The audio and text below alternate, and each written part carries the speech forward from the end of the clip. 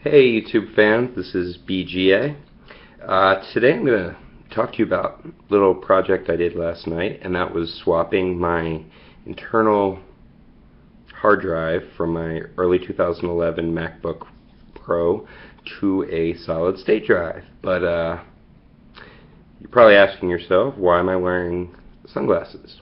Well, of course I have to throw in something for my James Bond followers. These are the Tom Ford Marco FT0144, sometimes called the TF144 sunglasses. The Tom Ford sunglasses worn by Daniel Craig in the movie Skyfall. Not quite as rare as the FT108s, which came in the 007 box that you can see in Quantum of Solace. They're on eBay sometimes, but I really like them nonetheless. You can't really see too well in this light, but they're actually like a light blue lens and a silver rhodium plated frame. And then, of course, the Nat Peel sweater that Daniel Craig wore under his barber jacket in the Scotland scene at the end of Skyfall. So anyway, that's enough James Bond stuff for now, but I did promise you guys in my last video that I had some new stuff coming in that I would show you, so there you go.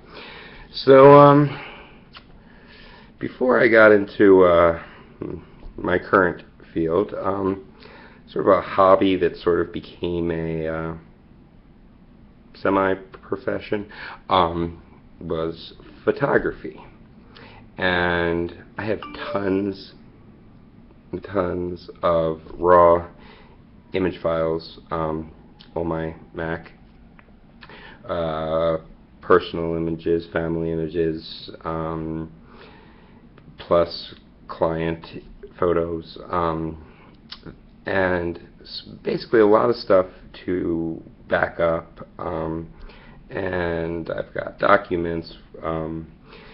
So all in all, I have about 750 gigabytes worth of data, not including the operating system. I have been a victim of hard drive crashes in the past, unfortunately, not with my MacBook Pro, but with my first iMac, and also with Dell laptop that I had, a Precision M65 years ago, and before that with an IBM. So unfortunately, you know, I have had instances where I've lost some very important data, and I have slowly become more cognizant of backing up data. So I do back up my computer to various cloud servers, to a few physical hard drives that are located in a few different states. So my main information is backed up. However, a hard drive crash is never fun. So through having a few of these crashes, I began to become aware of signs of an impending crash, let's say. And inevitably, a spinning hard drive, it's a mechanical device, will fail at some point. So my computer started getting a lot slower in response times, opening up. I had 8 gigs of RAM and really wasn't running too much of too intensive programs most of the time. And anyway, so when I first got the computer, the options for solid state drives, they were very expensive, and the capacities weren't that great. So I decided to go with a standard drive. Now, I remember my first digital SLR camera. It took compact flash. I believe it was the Nikon D70 in like 2004-ish, maybe a little bit earlier. Anyway, there were actually compact flash media cards that had a spinning hard drive disk inside of them, that were susceptible to crashes, etc. Not a really stable system, but had much larger capacities than the solid state cards at the time. So, as we all know, storage capacity over the every year increases, prices decrease. So finally, it got to a point where I felt that my hard drive was about to crash any day, any second, and I found a Samsung drive on Amazon, the 840 EVO, in a 1 terabyte size, and very reasonably priced for what you get size-wise, etc. Now, I had read all these great things about the drive, that it came with this magician software that I'm not too tech savvy. I can follow directions on a tutorial, but you know, other than that. But anyway, so I heard that it came with this Samsung software called Magician that used your physical RAM to make the hard drive even faster. That software was not available on the Mac. Also, the trim feature, sort of like, you can Google it. I'm not too like I said, knowledgeable about that. But if you purchase a Mac with a solid state drive, this trim feature is automatically enabled, kind of like a signal that these blocks that are on the solid state drive are deleted, can be rewritten, something like that. But like I said, don't quote me on that, and just read about it more. But anyway, if you install a third-party solid state drive, the trim feature will not automatically be enabled.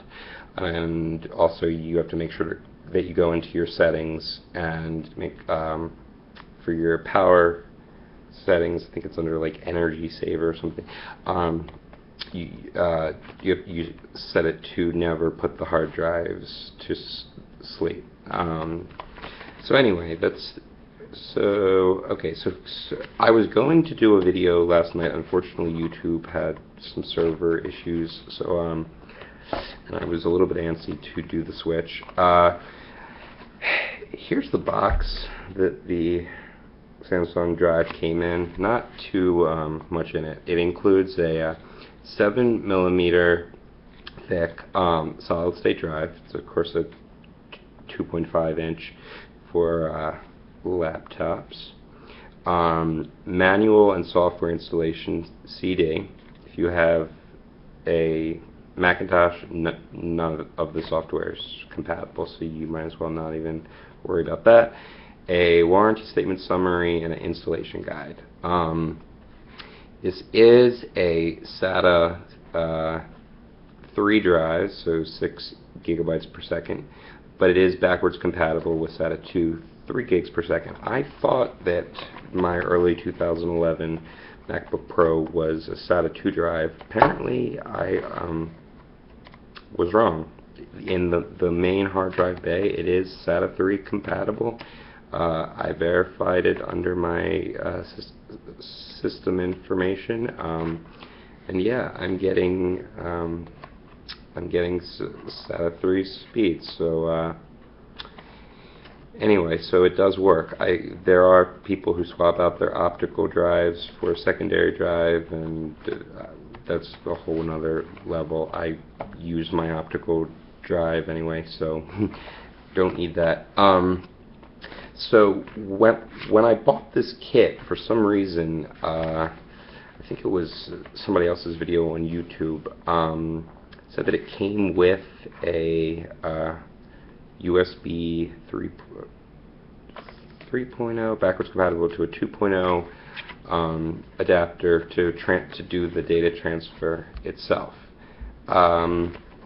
Luckily, I did not. I decided that I wanted to do it through Thunderbolt because it's a lot faster. So I got this Seagate Thunderbolt adapter for backup plus portable drives. It's about like $90, and then this little short Thunderbolt. Of course, this is Thunderbolt 1, and now they're coming out with Thunderbolt 2, but it's still extremely fast. I think the whole the whole thing took like 2 hours, including reinstalling the entire operating system, all my files, me stepping away for the computer at times and coming back, and there would be a button I had, like a I agree or a continue button. Anyway, I really can't say anything bad about the Seagate adapter. It plugs right into your setup. I don't know if you can see in the light, but yeah, it plugs right into your SATA. Now, with this being a 7mm thick drive, most of these laptop hard drives are 9.5 millimeters thick. But because of newer like netbooks, the ultra thins, etc., they're now making thinner drives. And this Samsung happens to be it. Now, if you go for the Crucial drive, which I would, Crucial Memory makes a drive that I was thinking about purchasing before I decided to go with the Samsung. That one comes with a spacer. So I was doing a little research to see if I needed it, and it turns out it's actually better to not use the spacer because you get more airflow. And the caddy, I guess you would call it, the screws that hold the hard drive in place in the system do screw down tight enough so that extra space is not an issue there. So your hard drive's not going to wobble around or anything like that. I do wish this had a lid. I couldn't find a Thunderbolt adapter like this that had that was fully enclosed unless it came with a hard drive, and so I mean it's usable. I wouldn't carry it with me with the drive on it, especially with the 7mm drive, because it was a little bit wobbly. I mean, it was fine in the stationary position, but it didn't rest directly on here, so on the base. So other than that, great. It's just plug and play, Thunderbolt in, Thunderbolt into your Thunderbolt port on your MacBook, and you're all set. I wanted to go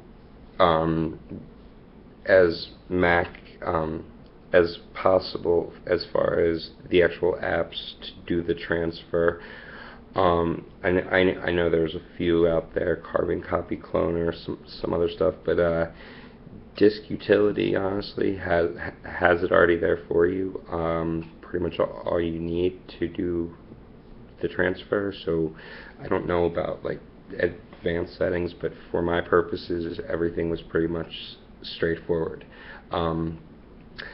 Like I said earlier, YouTube was down yesterday when I did the hard drive transfer, so I had bookmarked a tutorial that basically cloned the existing hard drive to the external using the Apple's own Disk Utility program that's included in the Mac. But I did not have access to that video last night, so I did a Google search for the transfer and found an article, and the way they did it was extremely similar, except that it involved a fresh reinstall of the operating system, which actually, I don't know if it makes a difference, but I kind of feel better knowing that there's a fresh copy in there. So it asked for my passwords, and and then it took maybe 20 minutes to reinstall the operating system, and then and then it asked me if I wanted to transfer data from another drive. So kind of like when you first set up your Mac, and I said yes, and clicked on my internal drive name, and then it transferred all the rest of the data. At that point, the computer booted up. I shut it down, turned it over, and there's tons of YouTube videos on this, so and I'm using the built-in camera on the computer, so I can't show you, but turned over the computer, removed the back casing. I did unplug the battery. That's optional. Some people did it, some people didn't. I figured it can't hurt. Not sure if it's needed, but whatever. And then the actual swaps pretty easy. There's two screws that hold on this black bracket that comes off. You then take out the old hard drive, and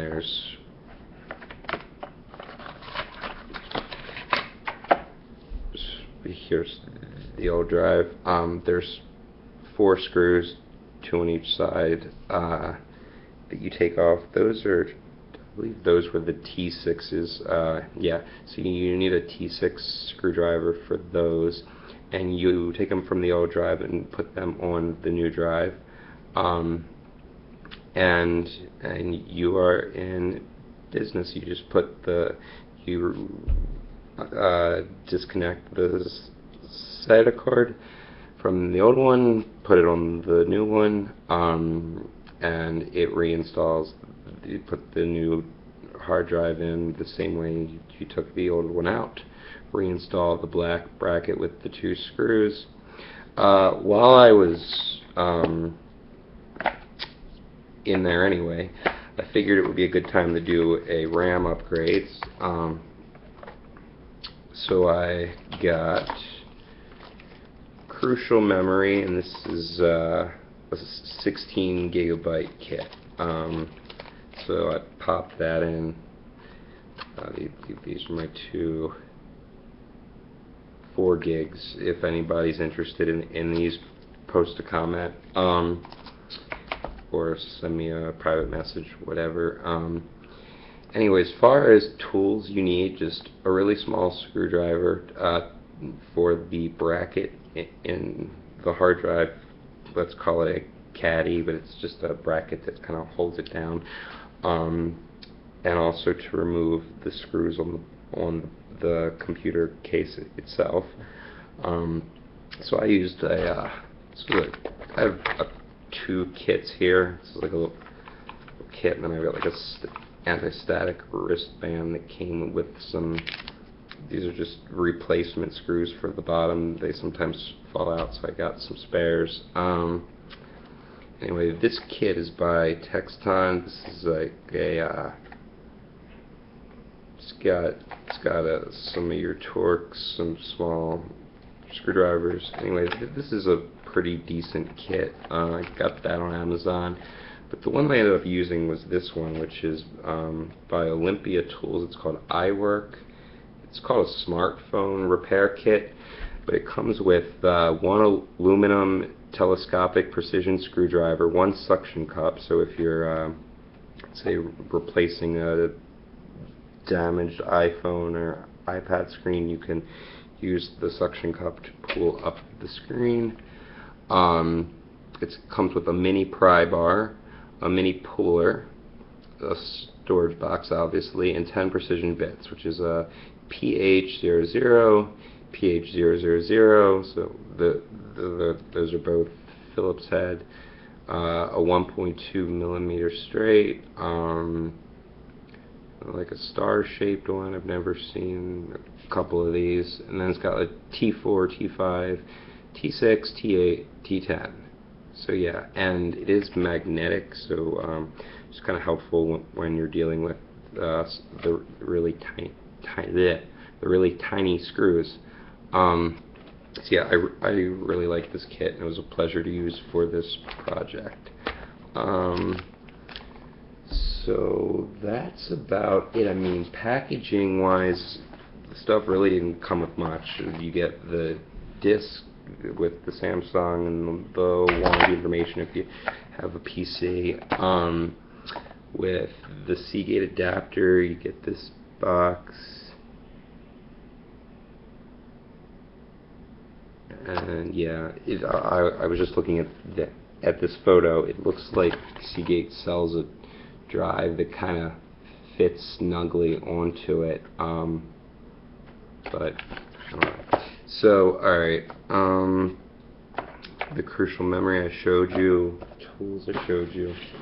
Yeah, the Thunderbolt cable is just like standard Apple packaging. I ended up getting the 0.5 meter one, and this I didn't need a long one, and kind of like the portability aspect of it. Nothing else really interesting to show you hardware-wise. Now, software-wise, you want to enable the trim function. I told you some things to do as far as hard drive settings. Make sure that you set the hard drives so the system does not put them to sleep. You don't want to, I know you'll get really excited to do benchmarking tests, etc. I've read on numerous credible sources that it's not a good thing for solid state drives. I don't know, I'm just telling you what I read. So, two pieces of software that were actually recommended to me by Samsung technical support, kind of unofficially recommended by Samsung. I actually called them to ask if there was a Mac version of the optimization software, and they said no.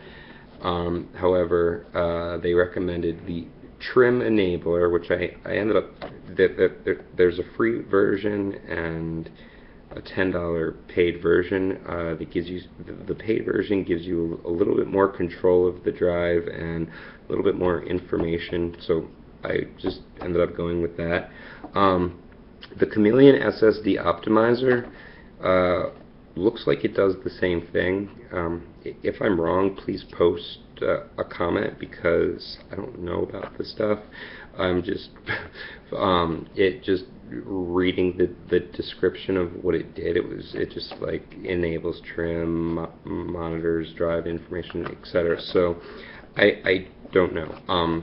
But yeah, the trim enabler is pretty much like a on-off switch, like a virtual on-off slider.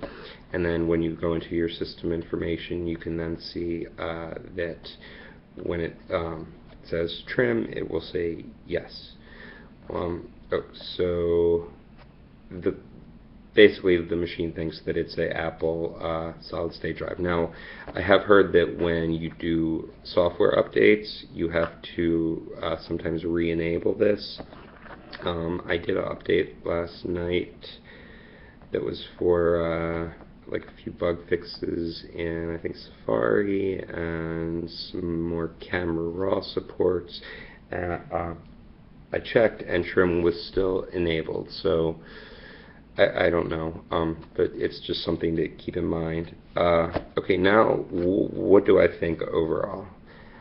Between the 16 gigabytes of RAM and the hard drive, well, I installed all of it, put the case back on, flipped over the computer, pressed the power button, kind of turned my head away for a second, looked back, and my computer was fully booted up. And my first thought was expletive.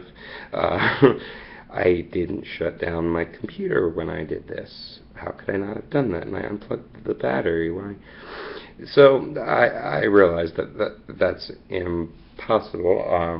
Having unplugged the battery and just taken out the hard drive, something would have fried if I hadn't shut it down. So I restarted it, and sure enough, like 6 seconds went from completely shut down to completely booted up, ready to go.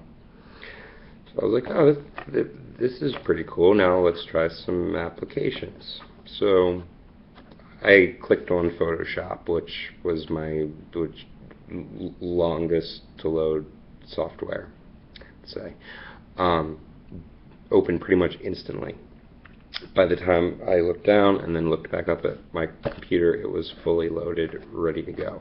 Same with Lightroom, Safari. Is pretty much Safari, ironically, was a little bit slower than Photoshop, but by no means slow. But that was it. I was like, oh, that's interesting. So yeah, so I highly recommend this upgrade. You know, it's something that at some point you're going to have to do. Your hard drive will fail.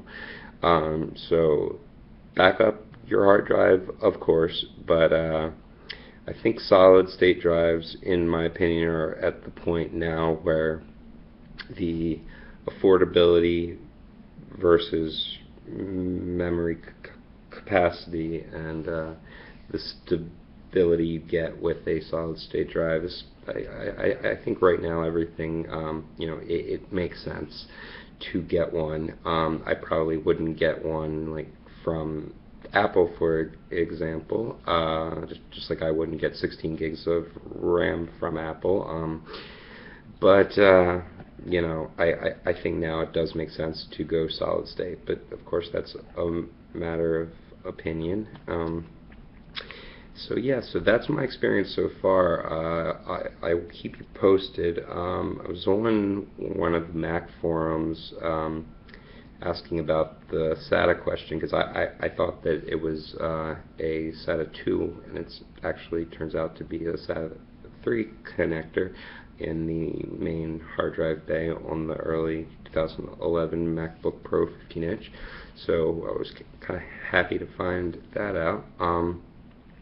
So when I was on there asking that question, I mentioned the hard drive that I purchased, the Samsung 1TB 840 EVO, and I got a response from someone saying that a few people had issues with the Samsungs being compatible with Macs. So I will keep you posted on YouTube. I'm going to keep them posted there. It's on the main Apple forum site. So yeah, that's all that I can think of. If you have any specific questions, feel free to comment below. I'm not a real tech savvy person, but I can follow a tutorial, so that's kind of what I did with this. And that's about it. So hope you're having a great day, and I'll see you all again soon. Bye. Much of too intensive programs most of the time, and anyway, so when I first got the computer, the options for solid state drives, they were very expensive, and the capacities weren't that great.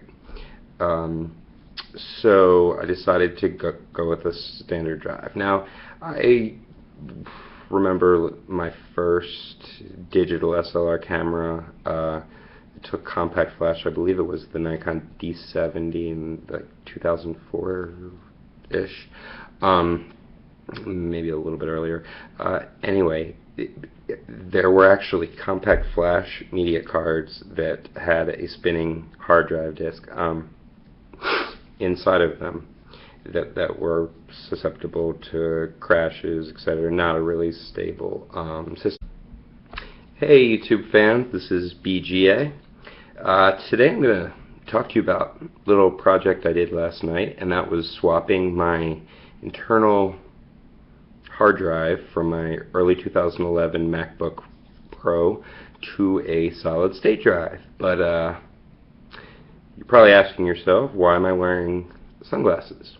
Well, of course I have to throw in something for my James Bond followers. These are the Tom Ford Marco FT0144, sometimes called the TF144 sunglasses.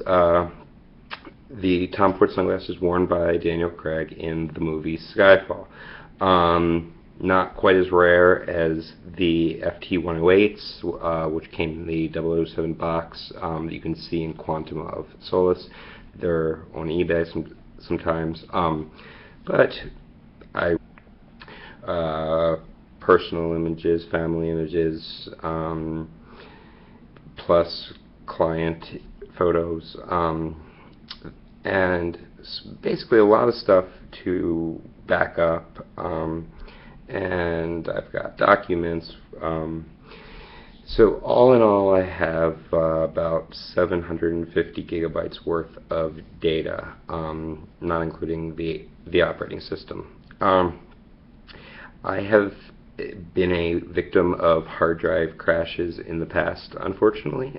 Not with my MacBook Pro, but with my first iMac, and also with Dell laptop that I had, a Precision M65 years ago, and before that with an IBM. So unfortunately, I have had instances where I've lost some very important data, and I've slowly really like them nonetheless. You can't really see too well in this light, but they're actually like a light blue lens and a silver rhodium plated frame.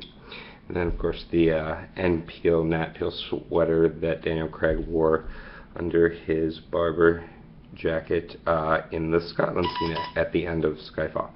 So anyway, that's enough James Bond stuff for now, but I did promise you guys in my last video that I had some new stuff coming in that I would show you, so there you go. So before I got into my current field, sort of a hobby that sort of became a semi-profession, was photography. And I have tons and tons of raw image files on my Mac. Become more cognizant of backing up data. So I do back up my computer to various cloud servers, to a few physical hard drives that are located in a few different states. So my main information is backed up. However, a hard drive crash is never fun. So through having a few of these crashes, I began to become aware of signs of an impending crash, let's say. And inevitably, a spinning hard drive, it's a mechanical device, will fail at some point. So my computer started getting a lot slower in response times, opening up. I had 8 gigs of RAM and really wasn't running too